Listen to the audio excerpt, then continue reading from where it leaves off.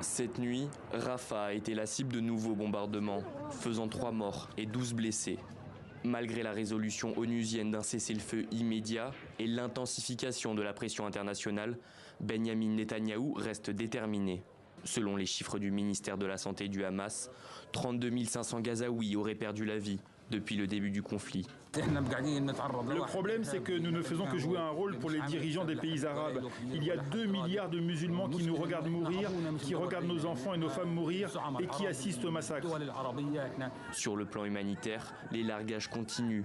Mardi, une opération de distribution a provoqué la noyade de 12 personnes qui tentaient de récupérer les denrées tombées dans l'eau. En ce qui concerne l'aide, l'une des plus grandes erreurs est qu'elle est jetée dans des endroits dangereux comme la mer, car cela conduit à la noyade de ceux qui vont chercher l'aide. De son côté, le Hamas a demandé à ce que ces largages cessent. Ils sont jugés trop dangereux pour la population. La traque des responsables du 7 octobre continue.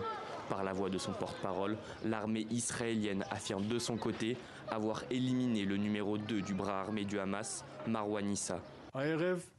Ce soir, après avoir vérifié tous les renseignements, nous sommes en mesure de confirmer que Marwan Issa a été tué dans une attaque que nous avons menée il y a environ 2 semaines.